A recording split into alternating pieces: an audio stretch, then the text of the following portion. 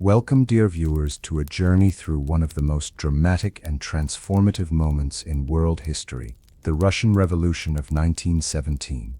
This was not just the fall of a monarchy or the rise of a new government. It was a storm of ideas, passions, and struggles that reshaped the destiny of a nation and forever altered the course of the 20th century. In this series, you and I will step back in time to witness the crumbling power of the Romanov dynasty, the cries of the people in the streets of Petrograd, the clash of ideologies between revolutionaries, and the raw human drama that turned the Russian Empire into the Soviet Union. Together we'll explore the hunger, the courage, the betrayals, and the dreams of a society in chaos. You will meet tsars, soldiers, peasants, and visionaries, characters whose choices built and broke the fate of millions. So sit back, open your mind, and prepare to be transported into the fire of revolution. This is more than history. It is a story of power, struggle, and transformation. Welcome to the Russian Revolution of 1917. What happens when an empire of 300 years crumbles overnight? When breadlines stretch longer than hope, and whispers of freedom echo louder than the thrones of kings. The year is 1917. Russia stands at the edge of fire, and once the spark ignites, the world will never be the same again. Subscribe for more history, like and comment if you believe history should never be forgotten, and share to spark conversation about the lessons we must learn from the past. This is not myth, this is history, and it begins here. The year is 1917, but to understand the Russian Revolution, we must first look at the man whose empire stood on the edge of collapse, Tsar Nicholas II, the last emperor of Russia. Nicholas was not a tyrant in the image of Ivan the Terrible, nor a visionary like Peter the Great. Instead, he was a man bound by tradition, faith, and an almost naive belief in his divine right to rule. His reign began in 1894 with the promise of continuity, but from the start, Nicholas carried the heavy burden of a throne that was already cracking under the weight of modern times. The empire he ruled was vast, stretching across 11 time zones, home to peasants, nobles, workers, and soldiers. Yet beneath the glittering facade of imperial palaces lay hunger, poverty, and unrest. Millions of peasants still lived much like their ancestors, bound to land they did not own, while a growing industrial workforce suffered long hours in factories with little pay and less hope. Nicholas himself was a devoted husband and father. His love for his wife, Alexandra, and their children was genuine and deep. But his family life, meant to be a source of strength, became a source of weakness. Alexandra's reliance on the mystic Rasputin to ease the suffering of their sickly son, Alexei, undermined the prestige of the Romanovs. Rumors of corruption, scandal, and even treachery swirled around the palace, weakening the bond between Tsar and people. As the First World War raged, Nicholas made a fateful decision. He took direct command of the Russian army. It was an attempt to inspire unity, but it only tied his name to defeat. While millions of soldiers bled and died on the front lines, Nicholas sat in distant headquarters, blind to the suffering at home. In Petrograd, queues for bread stretched endlessly, strikes erupted, and the people's patience wore thin. To many, Nicholas II seemed less like a ruler chosen by God, and more like a man lost in time, unable to grasp the demands of a modern, restless nation. His polished image as the little father of Russia faded into one of detachment, incompetence, and weakness. And so, the stage was set, a people broken by hunger, soldiers weary of war, workers demanding justice, and at the center of it all, a czar clinging to a throne that was slipping away with every passing day. The last Romanov was about to witness the end of his dynasty, but he did not yet know that the storm of revolution had already begun to gather on the horizon. While Tsar Nicholas II clung to the symbols of autocracy, the reality outside the palace walls was grim and unforgiving. By early 1917, Russia was starving. In Petrograd, long lines of men and women stretched through the streets, waiting hours for a single loaf of bread. Mothers clutched empty baskets, their children crying with hunger. Factories, already strained by war production, faltered as workers abandoned their posts to search for food. The roots of this crisis stretched deep. Russia had entered World War I unprepared for the strain of modern warfare. Its vast railway system, poorly managed, was overwhelmed by the demands of transporting soldiers, weapons, and supplies. Grain rotted in the countryside while cities starved. Soldiers at the front went without boots or rifles. Civilians at home went without bread. In the countryside, peasants grew restless. They produced the grain that fed the empire, yet they themselves remained poor, still bound to landowners who clung to their privileges. Their resentment grew as war demands stripped villages of young men and horses, leaving fields untended and families broken. Hunger was not only physical, it was political. Every empty stomach turned into anger, every breadline a breeding ground for protest. Strikes multiplied, and whispers of revolution echoed louder in the streets. For the first time, even women, long silent in the public sphere, took the lead. In February 1917, on International Women's Day, thousands marched through Petrograd, demanding bread. What began as a protest of mothers and workers swelled into a mass uprising.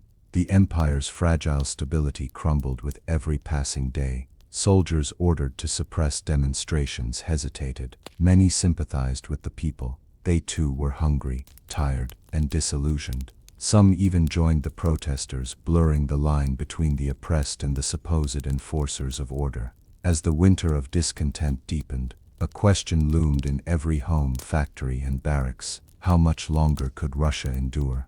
For the people, patience had run out. The demand for bread was no longer simply about food. It was about dignity, survival, and justice.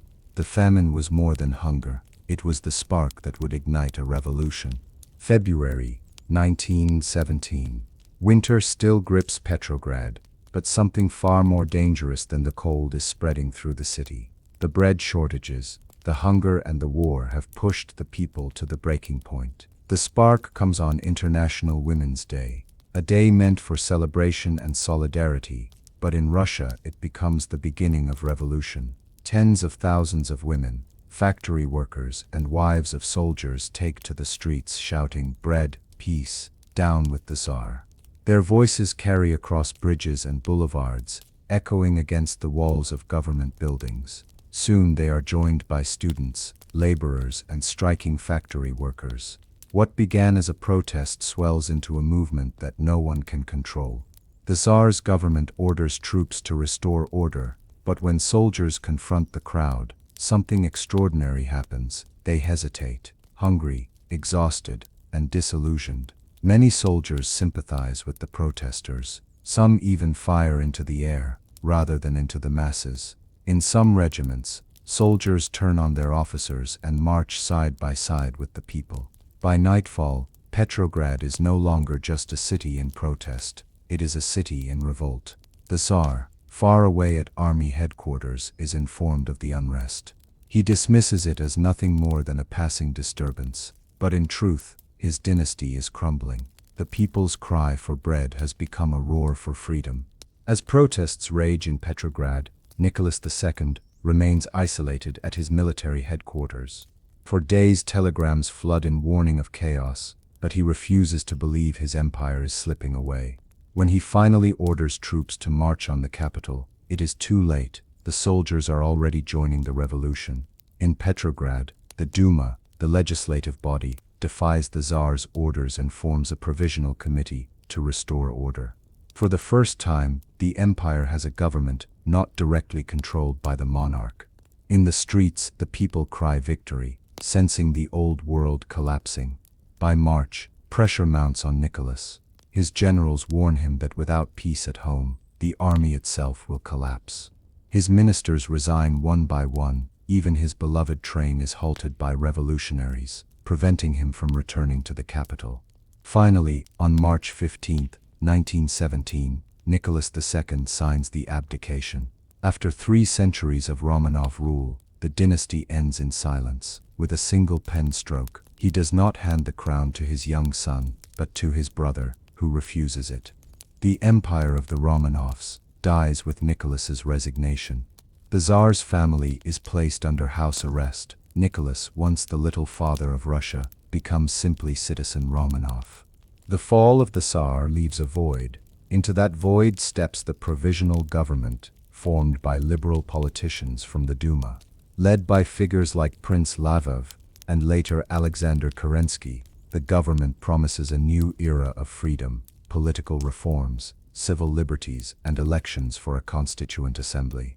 But beneath the surface, cracks appear immediately.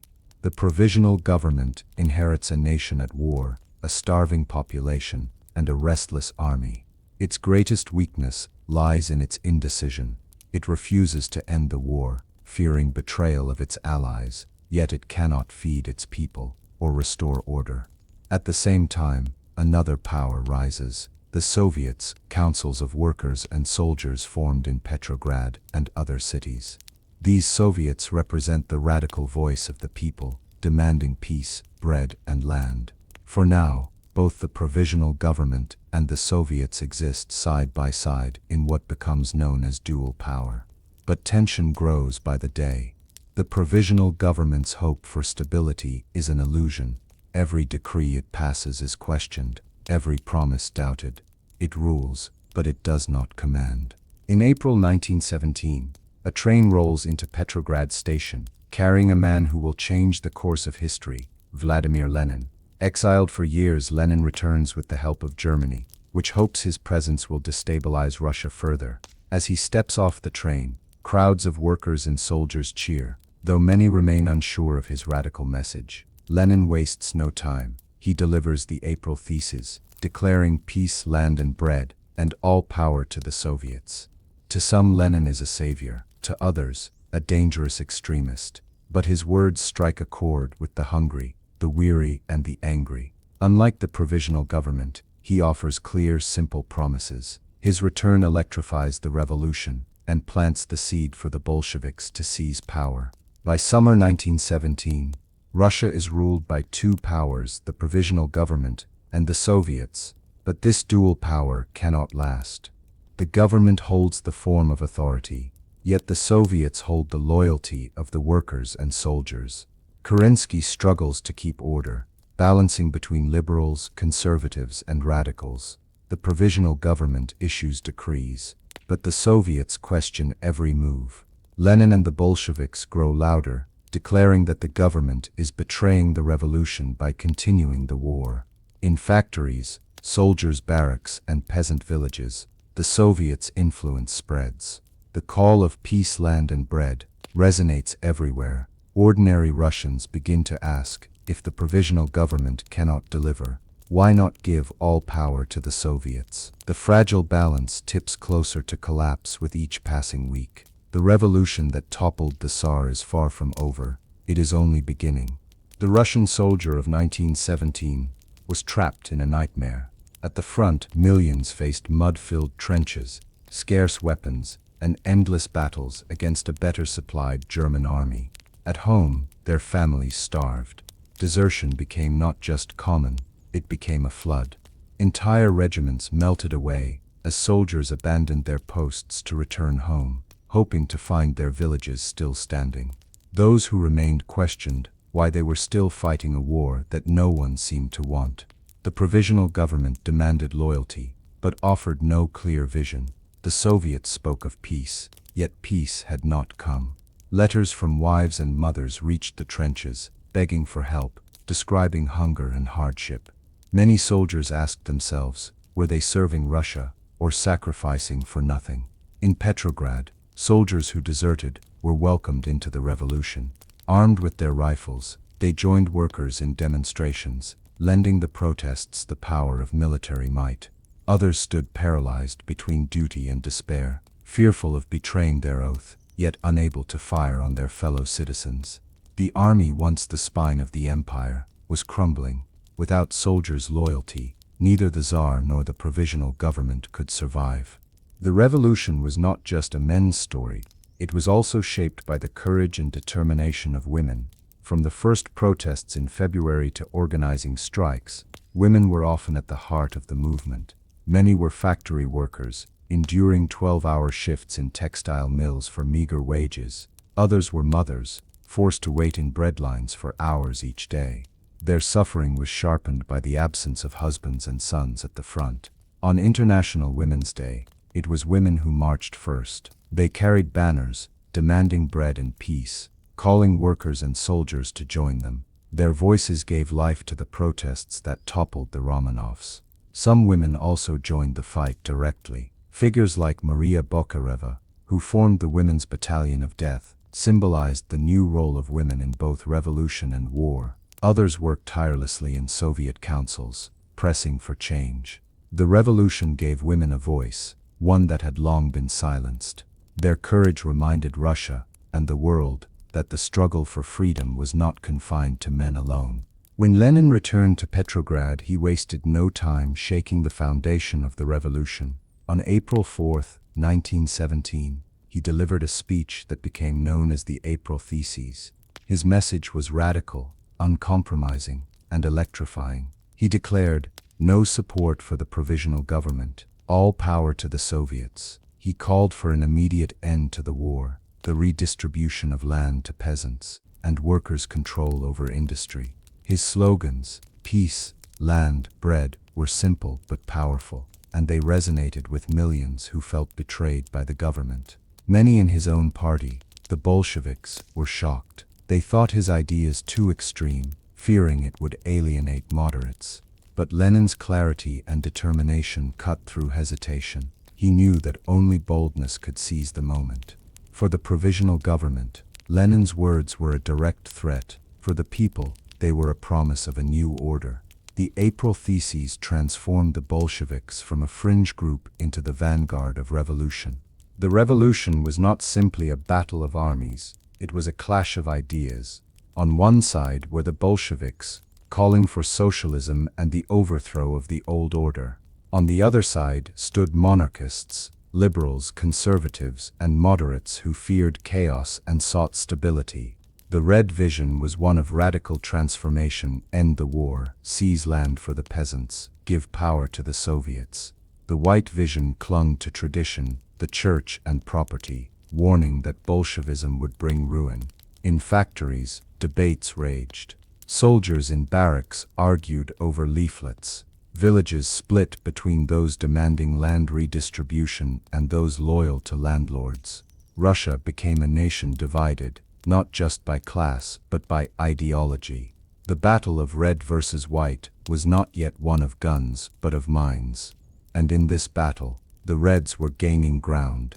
Alexander Kerensky, now a central figure in the Provisional Government, knew his regime was fragile. To win support, he gambled everything on one move: a renewed offensive against Germany in June 1917. He believed victory would restore faith in the government and rally the army. Instead, it ended in disaster. Poorly equipped, demoralized, and unwilling, Russian soldiers faltered. The Germans counterattacked, and the offensive collapsed almost immediately. Tens of thousands died for nothing. The failure was catastrophic. Soldiers deserted in even greater numbers. Workers in Petrograd felt betrayed, furious that the government prolonged a war they despised. Bolsheviks seized the moment, declaring that only their vision could save Russia. Kerensky's gamble backfired. Instead of strengthening the government, it accelerated its collapse, pushing the country deeper into chaos. July 1917. The tension in Petrograd explodes. Workers, soldiers, and sailors flood the streets, demanding all power to the Soviets, and down with the Provisional Government. For days the city is engulfed in demonstrations. The Kronstadt sailors, fierce supporters of the revolution, march armed through Petrograd, joined by factory workers and soldiers. Their demand is clear: overthrow the government now. But the Bolshevik leadership is divided. Lenin hesitates. He fears the uprising is premature, that the Bolsheviks are not yet strong enough to seize power. Still, events spiral beyond control. Shots are fired, chaos erupts, and the July uprising turns violent. The Provisional Government reacts with fury. It brands the Bolsheviks as traitors, accusing them of being German agents. Troops loyal to the government crack down, dispersing crowds with bayonets and bullets. Lenin goes into hiding, disguising himself and fleeing Petrograd. The Bolshevik newspaper Pravda is shut down, and many party leaders are arrested. The July days end in failure, a reminder that revolution was still a dangerous gamble. Yet beneath the defeat lay a deeper truth. The Bolsheviks had revealed their power. They had shown the government and the world that they could mobilize the masses. Amid the chaos of July, one figure emerges with growing influence: Leon Trotsky. A brilliant orator and writer, Trotsky's speeches electrify crowds, his words weaving together the anger of workers, the despair of soldiers, and the hope of the Bolsheviks. Arrested after the July days, Trotsky is imprisoned, but even behind bars his reputation grows.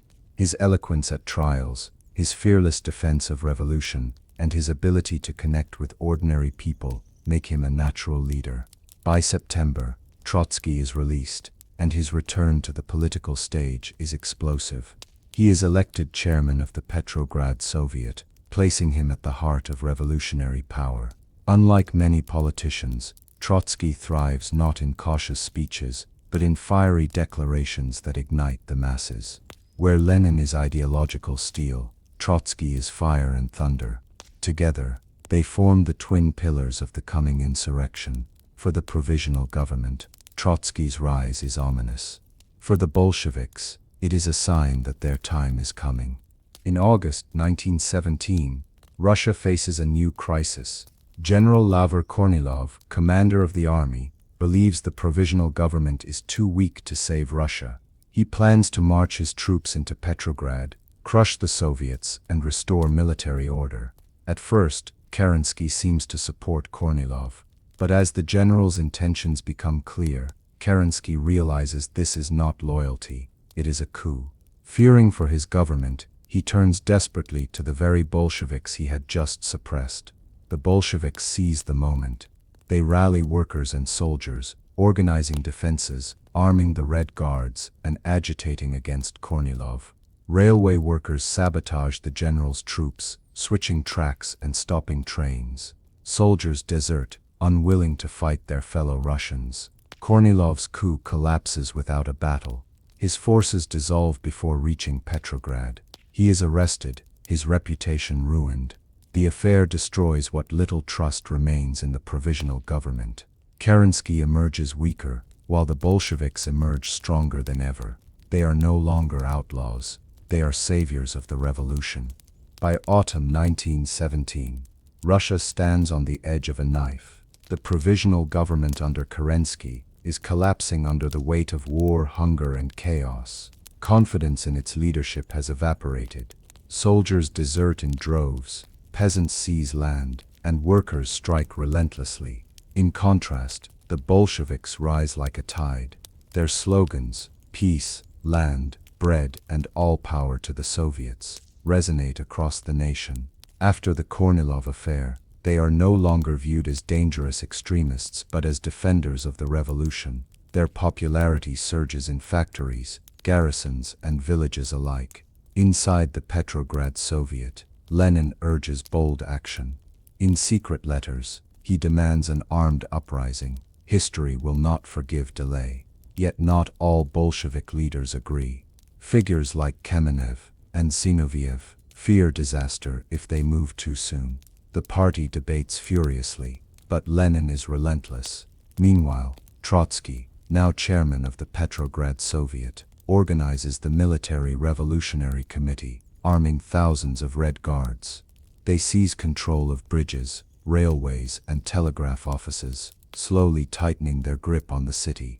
Petrograd itself holds its breath. Whispers of insurrection spread. Workers sharpen bayonets. Red Guards patrol the streets. Soldiers pledge loyalty to the Soviets. The Provisional Government remains in the Winter Palace, unaware that power is slipping from its grasp. The road to October is paved with hunger, betrayal, and resolve. The countdown to revolution has begun. October 25th, 1917, November 7th, New Style. The night that would change history forever. The Provisional Government clings to power inside the Winter Palace. Kerensky departs in desperation, searching for loyal troops to defend the regime. But the palace is nearly empty, guarded only by a few Cossacks, cadets, and the women's battalion. Outside, the Bolsheviks close in. The Aurora, a battleship loyal to the revolution, fires a blank shell across the city. Its thunder signals the start of the assault. Red Guards and soldiers flood toward the palace, crossing bridges and storming past barricades. The defenders resist briefly, but they are overwhelmed. By midnight, Bolsheviks pour through the gates, rifles raised, bayonets gleaming. Chaos erupts in the grand halls of the palace. Gunfire echoes off marble walls, chandeliers rattle, and terrified ministers huddle in chambers. Trotsky directs the assault with precision. Lenin, hidden until now, emerges to proclaim the victory.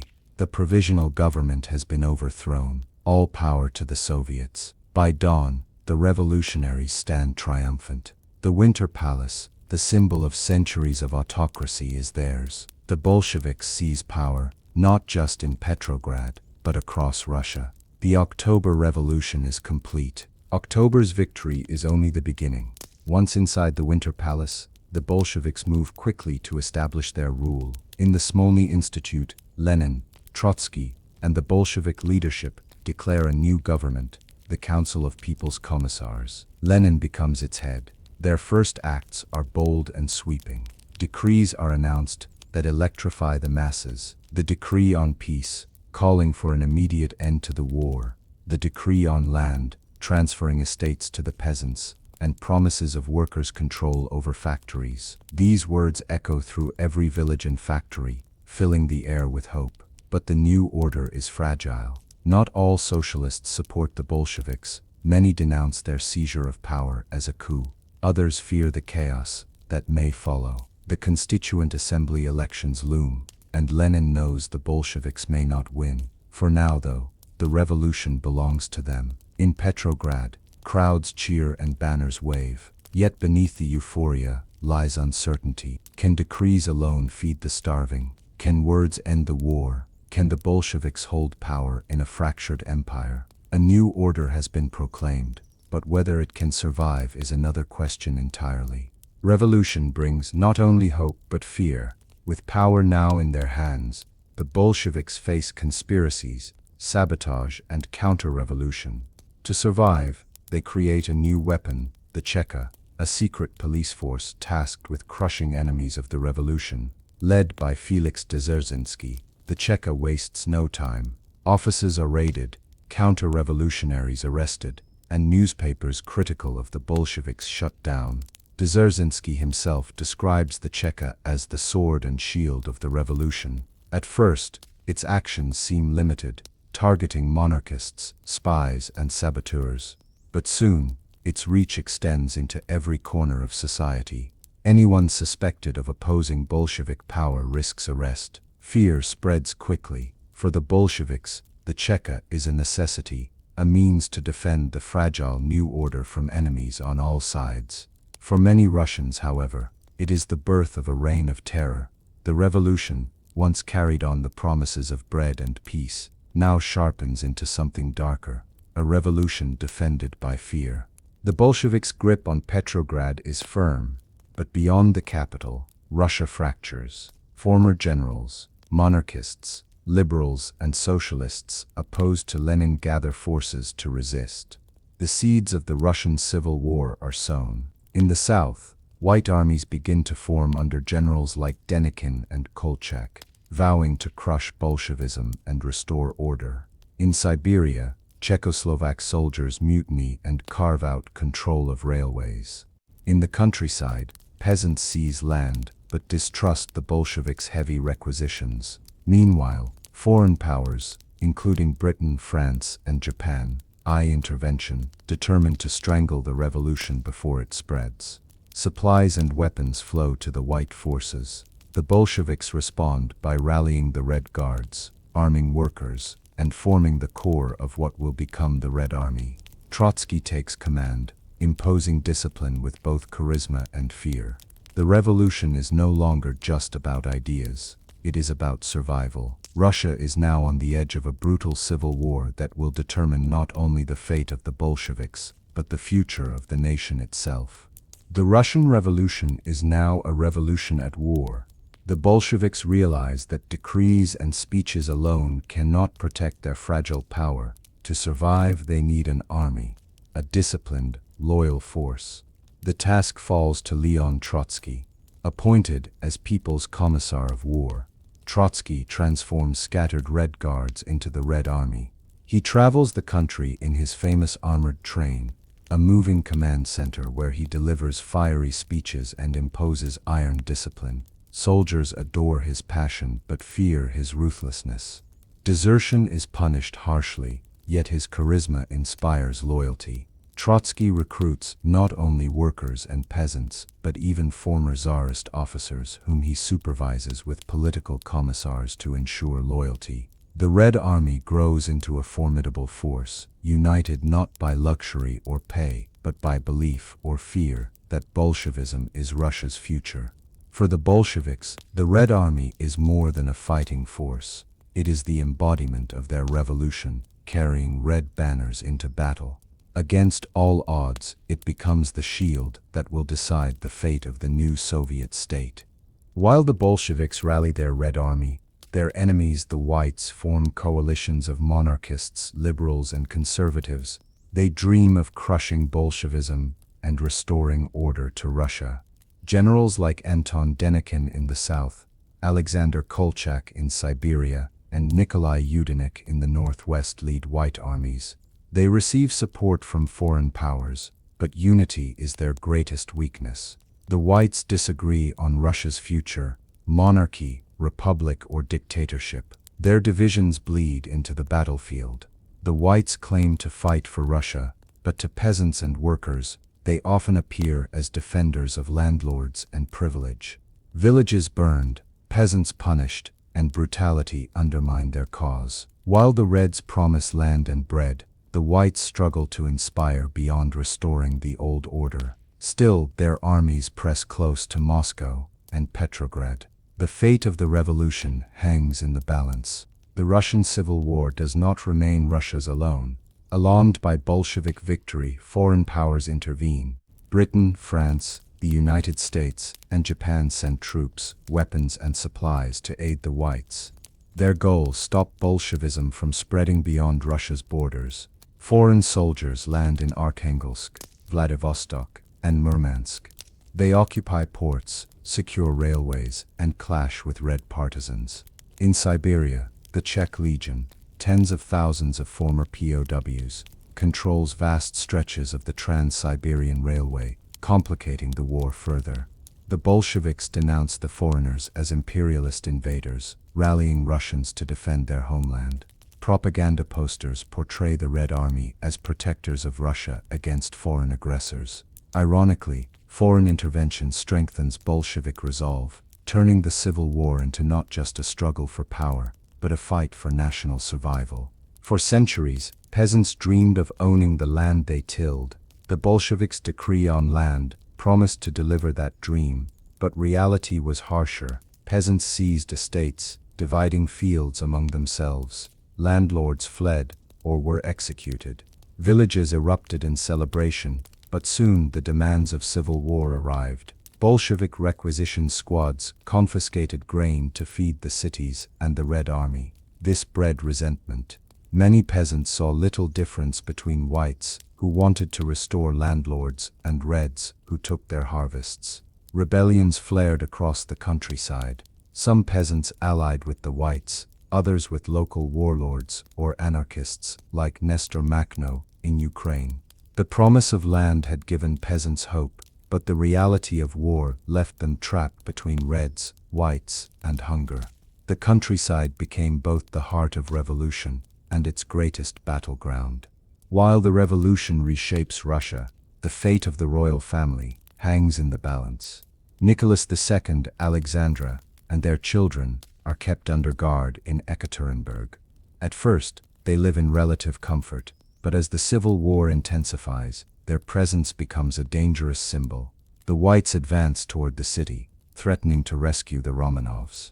The Bolsheviks cannot allow that. On the night of July 16, 1918, the family is awakened and told they are being moved for safety. Instead they are led to a basement. There, a firing squad waits. Nicholas stands with his wife and children, bewildered. Alexandra clutches her son Alexei, while the daughters, Olga, Tatiana, Maria, and Anastasia, stand silently. In moments, gunfire fills the basement. The Romanov dynasty, which ruled Russia for over 3 centuries, ends in blood and silence. The execution shocks the world. For the Bolsheviks, it removes a potential rallying symbol for the whites. For Russia, it is the final, brutal end of the old order. In the aftermath of the Romanovs' execution, the Bolsheviks tightened their grip. The threat of counter-revolution is everywhere. White armies press from all sides. Foreign troops occupy ports, and assassins strike at Bolshevik leaders. In August 1918, Lenin himself is shot and wounded by a socialist revolutionary. Though he survives, the attack sparks a campaign of vengeance, the beginning of the Red Terror. The Cheka, already feared, now becomes ruthless. Suspected counter-revolutionaries are arrested, tortured, and executed. Thousands vanish into prisons or firing squads. Entire classes, nobles, priests, merchants, are branded as enemies. Fear seeps into every village and city block. For the Bolsheviks, terror is not just punishment, it is a tool. Dzerzhinsky declares, "We stand for organized terror." This should be frankly stated. The revolution is defended not only with rifles, but with fear. The Red Terror leaves deep scars. It silences opposition, but it also teaches Russia that dissent comes at the highest cost. The revolution has shifted from dreams of freedom to survival by any means. The Russian Civil War erupts into full fury. From 1918 to 1920, vast armies clash across the endless steppes, forests, and rivers of Russia. The Red Army, disciplined under Trotsky, faces the Whites, backed by foreign powers. Battles rage in Siberia, Ukraine, and the Caucasus. The fighting is brutal, trenches filled with mud, cavalry charges under machine gun fire, and entire villages burned to ash. The war is not just soldiers against soldiers, it is civilians caught in the crossfire. Trotsky races across the front in his armored train, rallying troops, imposing discipline. White generals press close to Moscow, but the Reds push them back with sheer numbers and determination. The war becomes not only a military struggle but a fight for the soul of Russia. By 1920, the tide has turned. The Whites are scattered, their leaders fleeing into exile. The Bolsheviks emerge bloodied, but victorious, yet the victory is hollow. Millions lie dead, villages destroyed, and hunger stalks the land. Even as civil war rages, the Bolsheviks face another crisis, the First World War. Russia's army is shattered, its people exhausted. Lenin pushes for peace at any cost, believing survival at home is more important than victory abroad. At Brest-Litovsk, the Bolsheviks negotiate with Germany. Trotsky famously declares neither peace nor war, stalling tactics in hopes of revolution in Europe. But Germany presses hard, demanding huge concessions: Ukraine, Poland, the Baltic states. The treaty is humiliating. Russia loses vast territories, millions of people, and crucial resources. Many Bolsheviks protest, calling it betrayal. But Lenin insists survival comes first. To save the world revolution, we must lose this Russia. The Treaty of Brest-Litovsk ends Russia's role in World War I, but at a heavy cost. It buys the Bolsheviks time, but also deepens resentment at home. The revolution is fought not only with rifles but with words, images, and songs. The Bolsheviks unleash a flood of propaganda to inspire loyalty and demonize enemies. Posters depict heroic workers and soldiers raising red banners against monstrous capitalists and foreign invaders. Newspapers spread the slogans of Lenin and Trotsky. Loudspeakers blare speeches in town squares.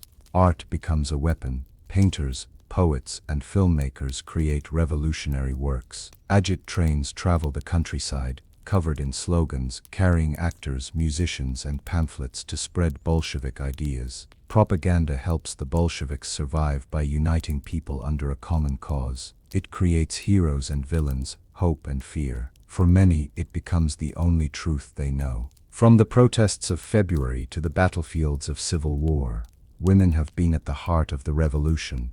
Now, under the Bolsheviks, they step into new roles of power and responsibility. The new government proclaims women's equality in law, granting rights to vote, work, and divorce. Schools and workplaces open to women, and social reforms aim to free them from traditional burdens. Revolutionary leaders, like Alexandra Kollontai, push for bold changes, advocating for women's liberation as part of socialism. In practice, life remains harsh. Hunger, war, and labor weigh heavily. Many women still toil endlessly in factories and fields, but the revolution opens doors that had long been shut, giving women a political voice and a place in building the new Soviet state. Their courage in protest, sacrifice in war, and determination in rebuilding mark women as essential to the revolution's legacy. By 1921, Russia is a land of ashes. Civil war, drought, and Bolshevik requisition policies devastate the countryside. Crops fail, villages starve, and millions face death. It is one of the worst famines in Russian history. Entire provinces empty out. Families flee in search of food, leaving behind fields of dust. Rivers carry bloated bodies. Mothers abandon children at railway stations, desperate for someone to save them. Reports speak of cannibalism. The Bolsheviks struggle to respond. International aid arrives from unlikely sources, including the American Relief Administration, feeding millions. Yet for many, help comes too late. By the time the famine recedes, as many as 5 million lives have been lost. The famine sears into memory the terrible cost of revolution and war. The dream of bread that sparked the uprising in 1917 turns into a nightmare of hunger. Once the fiercest supporters of the revolution, the sailors of Kronstadt, turn against the Bolsheviks in 1921, disillusioned by repression, hunger, and unkept promises, they demand Soviets without Bolsheviks. In March, 15,000 sailors rise in rebellion, seizing the fortress of Kronstadt. Their demands echo those of 1917, freedom, bread, and democracy in the Soviets. To the Bolsheviks, however, this is betrayal. Lenin and Trotsky declare the rebellion counter-revolutionary. Trotsky orders the Red Army to attack across the frozen Gulf of Finland. Under artillery fire, soldiers storm the fortress over cracking ice. Hundreds die in the assault. Thousands more are executed or imprisoned afterward. The Kronstadt rebellion is crushed, but it shakes the Bolsheviks deeply. These were once their brothers in arms. Now they are enemies. Lenin admits bitterly, this was a flash which lit up reality. The famine, strikes, and Kronstadt rebellion force Lenin to reconsider. Pure communism cannot survive in a starving country. In 1921, he introduces the new economic policy NEP, a retreat, but a necessary one. Under NEP, peasants may sell surplus grain, small businesses reopen, and markets return. While the state still controls industry and banks, private trade revives. Suddenly, streets once empty fill with stalls, goods, and merchants. Critics call it betrayal of socialism, but Lenin insists it is a strategic retreat. NEP saves the Soviet economy from collapse. Cities revive, peasants return to farming, and life regains a fragile normality. But NEP also creates inequality. A new class of traders, the NEP men, flourish, while many workers feel betrayed. The compromise buys time, but also sows new tensions. With Lenin's health declining, a new struggle begins inside the party. Who will lead after him? The two rising figures are Leon Trotsky and Joseph Stalin. Trotsky, architect of the Red Army, is brilliant, charismatic, and respected abroad. Stalin, the quiet general secretary, seems less imposing, but he builds power behind the scenes, placing loyal allies in key positions, mastering the machinery of the party. Ideologically, they clash. Trotsky calls for permanent revolution, spreading socialism worldwide. Stalin argues for socialism in one country, focusing on consolidating Soviet power at home. At first, many assume Trotsky will succeed Lenin, but Stalin's cunning, alliances, and control of the party apparatus steadily undermine him.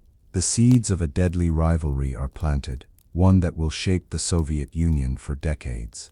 By 1922, Lenin's health falters. A series of strokes leaves him weakened, his once booming voice reduced to silence. From his sickbed, he watches as the revolution he built slips beyond his control, yet his mind remains sharp. In his testament, Lenin warns the party about Stalin, calling him dangerous and urging caution. He criticizes Trotsky's arrogance, but sees Stalin's ambition as the greater threat. Confined to his home at Gorky, Lenin receives few visitors. His wife, Nadezhda Krupskaya, remains at his side, while comrades whisper about succession. The once dominant leader of the revolution becomes a frail shadow of himself, dictating final notes with trembling hands. On January 21, 1924, Lenin dies. His body is embalmed and placed in a mausoleum in Red Square, where mourners queue for days to pay respect. The man who toppled an empire becomes an icon in death, even as his warnings go unheeded. After Lenin's death, a quiet but determined figure steps into the vacuum: Joseph Stalin. Though once seen as a gray bureaucrat, Stalin uses his position as general secretary to consolidate power.